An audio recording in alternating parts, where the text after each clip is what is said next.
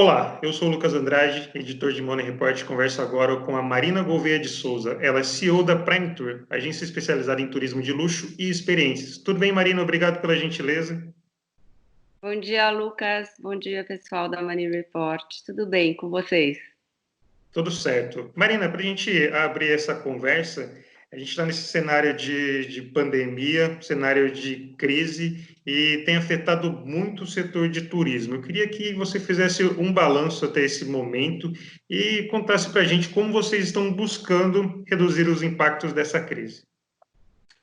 Bom, o momento até agora foram mais ou menos 44 dias de emoções, quando o cenário começou a se configurar, porque a cada dia ele muda um pouco. As nossas primeiras ações foram, em primeiro lugar, colocar todo o time em home office, para que todo mundo estivesse seguro, e no nosso caso a gente já estava equipado para isso, então nós colocamos aproximadamente 170 pessoas em home office em 48 horas, naquele fim de semana que precedeu o 13 de março. Em paralelo, nós recebemos mais de 3.000 chamadas de clientes ansiosos, querendo cancelar, postergar, sabendo o que ia acontecer com suas viagens. Então, foram uns 10 dias super intensos para atender o cliente e as suas ansiedades, falando com fornecedores, porque ninguém sabia naquele momento exatamente como proceder e o que iria acontecer. Além de clientes e time, a gente tinha que começar a olhar para o caixa para ver o que ia acontecer com o caixa, com cancelamentos, postergações, créditos, etc. e tal, que também era uma questão essencial naquele momento. Nós falamos muito com todos os fornecedores e parceiros, porque também estavam no mesmo barco. Essa foi uma situação diferente de uma companhia aérea quebrar, que o cliente é o prejudicado e a agência é o intermediário. Nesse momento, o cliente, a agência de viagens, o fornecedor, o hotel, a companhia aérea, está todo mundo no mesmo barco, todo mundo com o mesmo problema, todo mundo vítima e participando da situação simultaneamente, né? Então, a partir desse cenário, a gente começou a fazer também uma análise das alternativas de crédito. Quando se olha para o caixa e o que provavelmente vai acontecer, como é que a gente faz para passar esse período de turbulência? Então, o primeiro momento foi esse, que foram uns 10 dias, mais ou menos.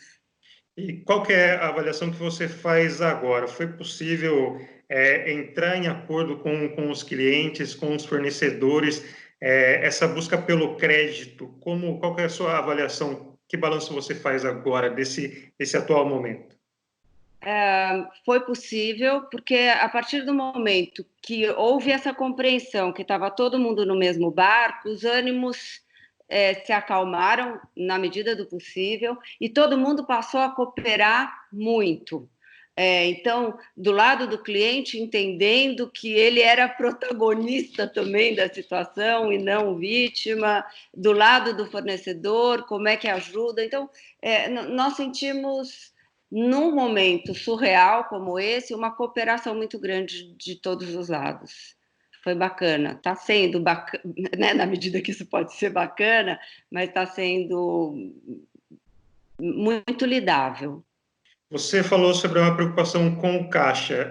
Como está esse acesso ao crédito? A gente viu uma série de medidas que foram anunciadas. Esses estímulos econômicos são satisfatórios? O que precisa mais?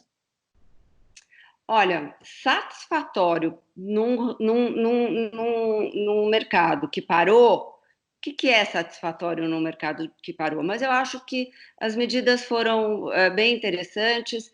Em primeiro lugar, saiu a possibilidade de diminuição de jornada em 25%, 50% ou 70% no turismo. Então, cada um avaliando o que era melhor na sua situação. Num mercado que parou 100%, 98%, talvez os 70% seja melhor, mas, por outro lado, você precisa de algumas pessoas do seu time trabalhando bastante para deixar com que a coisa continue andando, para organizar tudo. Então, essa diminuição de jornada e, portanto, de salários, e, portanto, todo mundo em home office. Então, cai o vale-refeição, cai o vale-transporte. Então, essa medida da diminuição de jornada ajudou bastante as agências de viagem a darem uma controlada no caixa.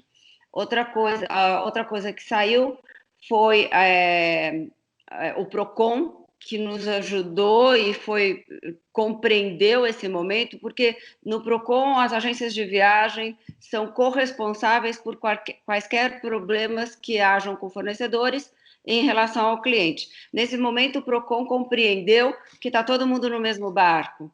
Então, as medidas, vamos postergar, vamos dar crédito, cancelamento só em último estágio e a ser pago até 12 meses após o término da pandemia. Porque senão, se as agências tivessem que pagar todos os cancelamentos naquele momento, todas teriam quebrado nos primeiros 10, 15 dias, e não haveria forma de dar continuidade ao negócio, e os fornecedores em cadeia. Então, acho que o PROCON, nesse momento, agiu rápido, de uma maneira que proporcionou uma estabilidade para todo mundo, na medida do possível, que zero negócio seja estável, né, Lucas? Em terceiro lugar, teve o Desenvolve São Paulo, no qual as agências podem pegar crédito para pagar em 60 meses, a primeira parcela sendo após 12 meses apenas, com uma taxa de juros de mais ou menos 1% ao mês. Então, para quem está sem caixa, é uma ótima medida para poder dar continuidade nos negócios, honrar os compromissos, porque não adianta não pagar os fornecedores, eles quebram em cadeia também. Então, há uma responsabilidade social muito grande nesse momento, que você não pode olhar só para você, você tem que olhar para a questão social, para a questão da continuidade do negócio na medida do possível. O equilíbrio é bem tênue e é bem delicado nesse momento. Marina, ainda num cenário incerto, a gente não sabe até quando essa pandemia vai durar, quando vai ser possível a retomada das viagens, principalmente viagens internacionais. Qual o desafio de montar um planejamento pensando nesse pós-crise? Bom, vão existir muitas mudanças, né? Que acho que estão se configurando não só no turismo, mas em todos os negócios. Por exemplo, a realidade home office. Se até 45 dias atrás, se nos perguntassem há 2 meses atrás, você consegue colocar todo o seu time em home office? Você consegue tocar a empresa em home office? Acho que a maioria, principalmente aqui no Brasil, diria não, é impossível. Hoje nós já vimos que em muitos ramos, em muitas atividades, é possível. Então, eu acho que as agências de viagem nunca mais vão voltar a ter todo o time dentro do escritório. Isso faz com que o escritório pode ser menor. Então, no nosso caso, nós já diminuímos, ou vamos diminuir o escritório pela metade, porque nós vamos colocar a metade do time em home office. Em relação a isso, você diminui o vale-transporte, você diminui o vale-refeição, a forma de trabalhar fica bem diferente. Eu acho que a maioria das empresas descobriu que fazer uma reunião pelo Skype, pelo Zoom, pelo Teams, é super eficaz. Você entra em contato com as pessoas, você vê as expressões, as nuances, você consegue colocar o relatório na tela. Então, por que pegar um carro, um ônibus, um avião e ir gastar horas indo e voltando, quando ao apertar um botão você faz exatamente a mesma coisa? Então, a forma de trabalho diminuiu demais. Eu acho que uma outra coisa que o turismo vai fazer é um investimento muito grande no digital, porque o cliente que vai emergir dessa pandemia, ele se acostumou, nós nos acostumamos, né? Nós somos clientes também, a lidar com tudo no digital. Não podemos ir a nenhum lugar para resolver uma questão. Então, como acontece? tudo digital. E eu acho que, no nosso caso, nós já começamos a investir em aumentar o nosso share do digital e acredito que a grande maioria das empresas também. Então, essa é uma outra mudança, além do home office. O home office acho que vai mudar muito as cidades, porque se a maioria das empresas colocar 1/3 de suas pessoas em home office, que não seja 2/3 ou a metade, vai tudo em cascata, né? A quantidade de escritório, de espaço de escritório, a necessidade diminui. E o restaurante, que todo mundo desce para almoçar, e o por quilo, os restaurantes, vai ter menos gente. E o transporte vai ter menos gente usando Uber, e menos gente no transporte público, e menos gente com o seu carro no trânsito. Eu acho que a mudança vai ser bastante grande num primeiro impacto. Falando especificamente do setor de turismo, como você avalia que será a recuperação? As pessoas rapidamente vão voltar a gastar mais com viagens? Como que vai ser? Nós acreditamos que a recuperação vai ser bem lenta. Quando a gente vê os dados estatísticos, o turismo é a atividade que vai demorar mais tempo para retornar. Então, nós acreditamos que 2020 vai ser um ano de lidar com essa crise, de lidar com os efeitos da pandemia, que o turismo, quando começar a retornar, vai ser local. O turismo doméstico, os brasileiros vão viajar dentro do Brasil, os franceses dentro da França, os australianos dentro da Austrália, para, num segundo momento, voltarem às viagens internacionais, que nós imaginamos que voltem em 2021, mais 30% menor, um mercado 30% menor do que foi 2019.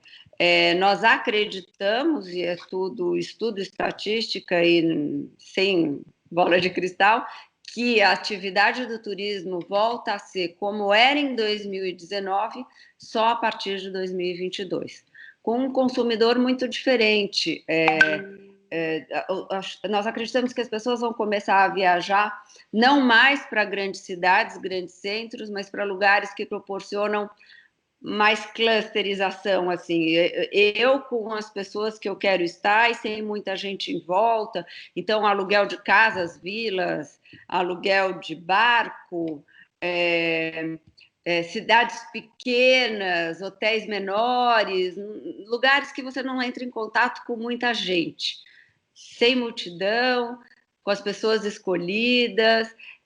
Acho que o cliente vai voltar com um olhar muito clínico para saúde, higienização, limpeza. Então, esse hotel, como é que ele cuida de matar micróbio, como ele cuida de higienizar um quarto, como é que funciona a cozinha, essa companhia aérea, como é que ela cuida do ar dentro do avião, como é que ela cuida da higienização na troca de tripulação e de passageiros. Eu acho que coisas nunca antes divulgadas vão começar a ser divulgadas para que as pessoas se sintam seguras. Vai ser uma mudança no comportamento do novo viajante.